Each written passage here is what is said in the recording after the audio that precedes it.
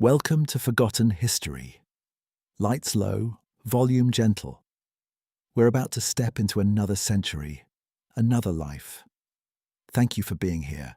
Your presence turns these archives into something alive.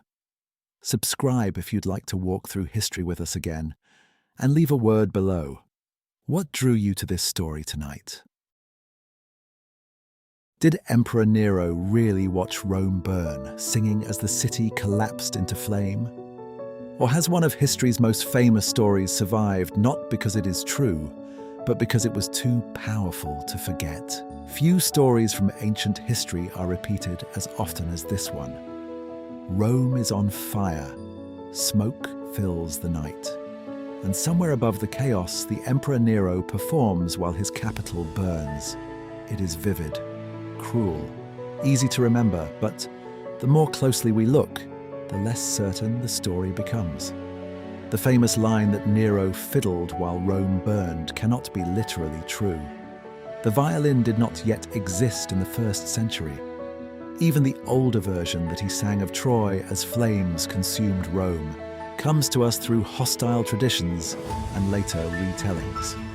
What we do know is that a catastrophic fire struck Rome in July of 64 CE, and that Nero's name became tied to it forever. We also know that Roman historians did not all write from the same distance or with the same motives. Some wrote under later emperors. Some inherited rumour already hardened into memory. And Nero himself had already built a reputation for excess, vanity, and spectacle. In that setting, the fire became more than a disaster. It became a moral drama. The question is not only what happened in Rome, but how Rome chose to remember it. To understand the fire, we first have to understand the city.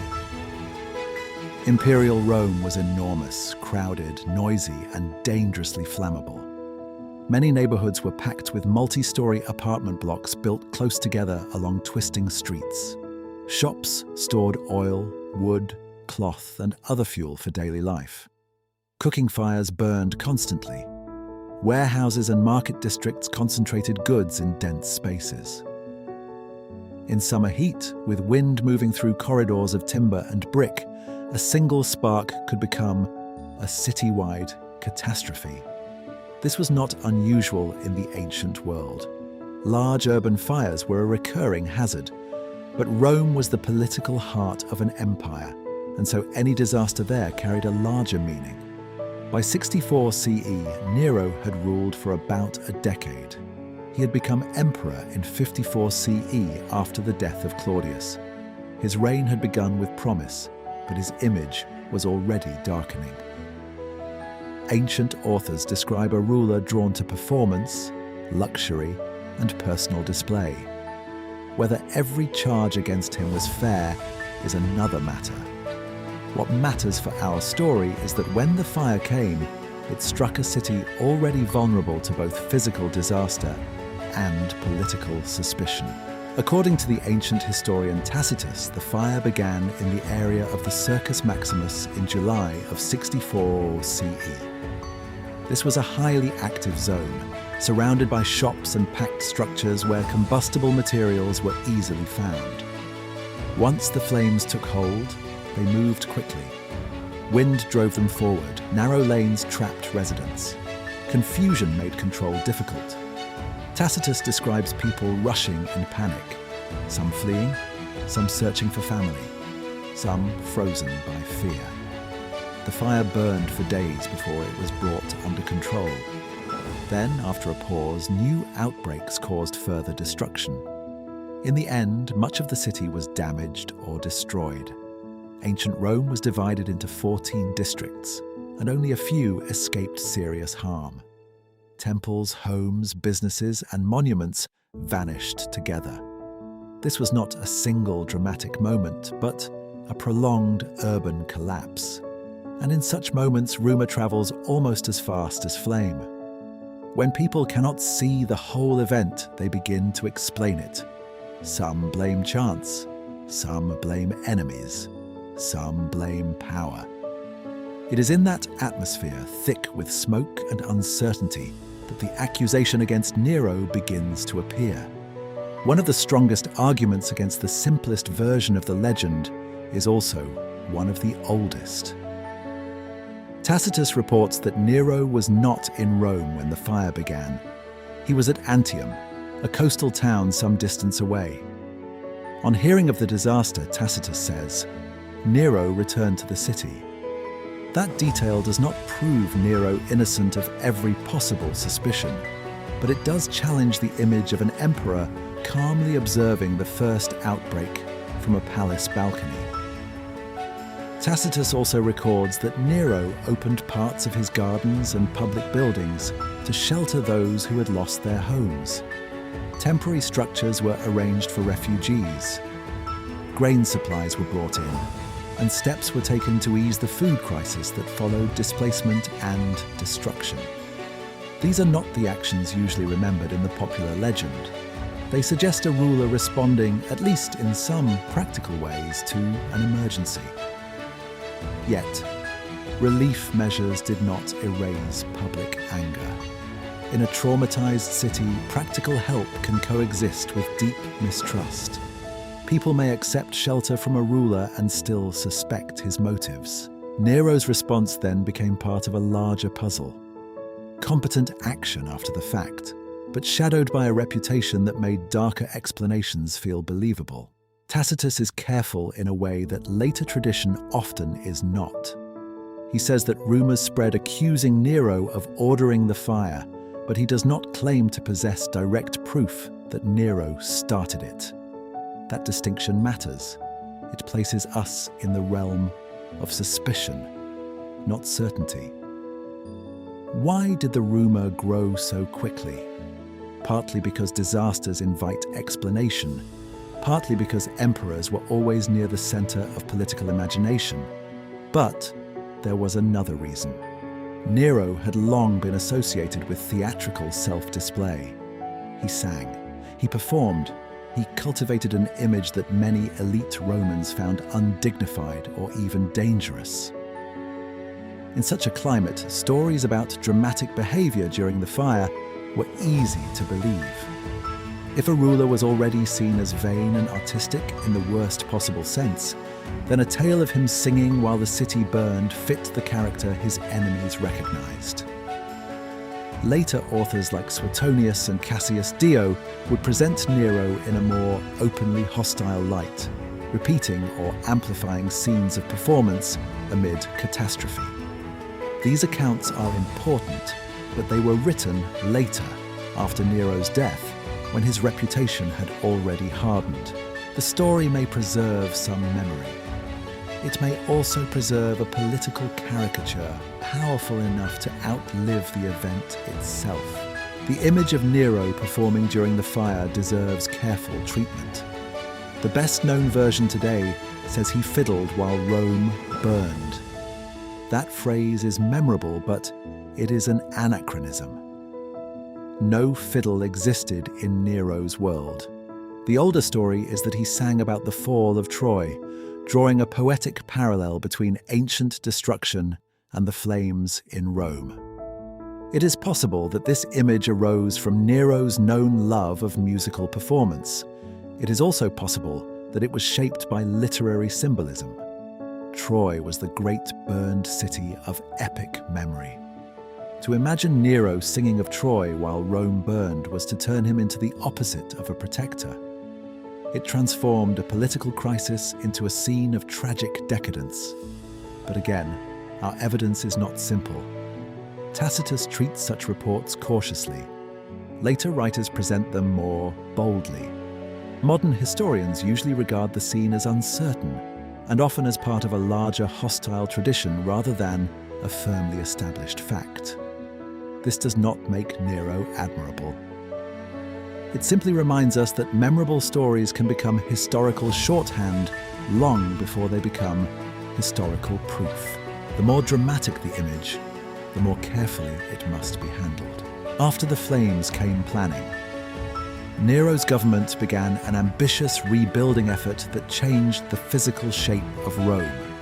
Streets were widened, Building rules were tightened, materials and spacing were more carefully regulated. These reforms were practical responses to a real urban danger. Fire prevention was not abstract theory in ancient Rome. It was a lesson learned in ash. In that sense, Nero's reconstruction program can be seen as one of the clearest signs that the disaster was treated seriously at the highest level. Yet rebuilding also raises another question. If a ruler remakes a city after catastrophe, does that show responsible leadership or political opportunism? In Nero's case, many Romans seem to have felt both possibilities at once. The emperor was not simply restoring what had been lost. He was reshaping the capital according to a new vision. Some of that vision was sensible. Some of it was grand and deeply personal. The line between public reconstruction and imperial self-expression was thin. And as work began across the damaged city, suspicion did not fade. Instead, reconstruction itself became evidence in the minds of critics. A ruler who could rebuild so boldly, they reasoned, might also have desired the destruction that made such a transformation possible. No part of Nero's post-fire image mattered more than the Domus Aurea, the Golden House.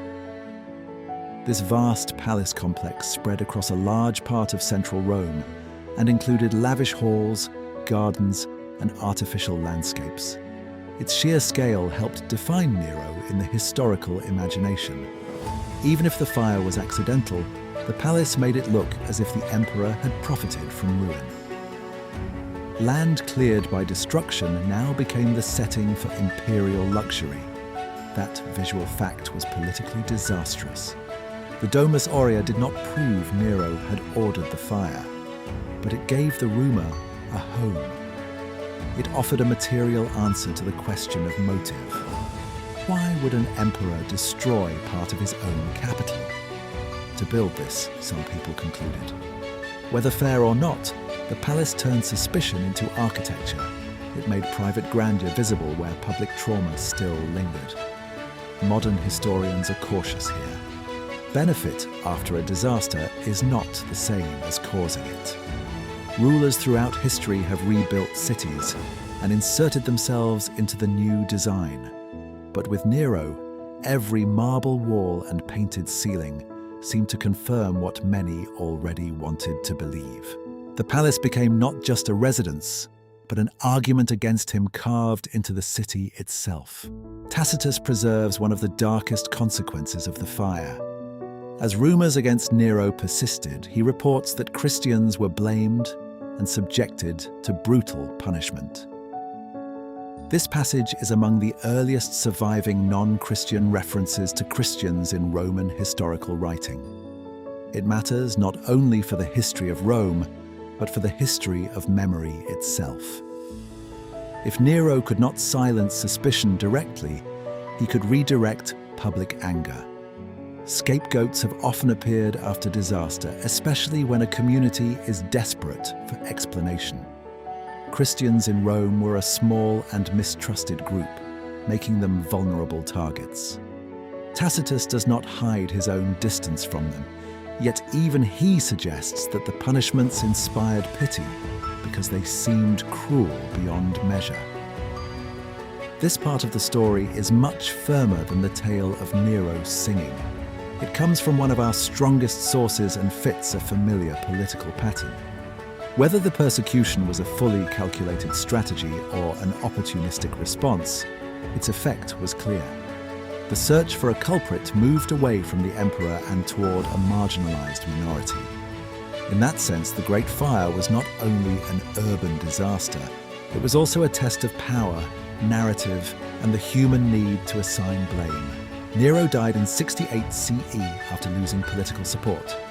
With his fall, he also lost control over how his reign would be remembered. That matters because ancient history is often written by survivors, rivals, and later regimes. Once Nero was gone, stories hostile to him had room to grow. Writers in the 2nd century, including Suetonius and Cassius Dio, helped cement the image of a monstrous ruler fascinated by spectacle and destruction. Their portraits are influential because they are vivid. They offer scenes, motives, and judgments that feel complete. But they are not eyewitness reports delivered in real time. They belong to a later Roman memory, shaped by politics, literary style, and the needs of moral storytelling. This is why Tacitus remains so important. He is not neutral, but he is often more restrained. He records rumors without always endorsing them. He gives us uncertainty where later tradition prefers certainty. Over time, however, uncertainty is hard to preserve. Legends survive because they simplify.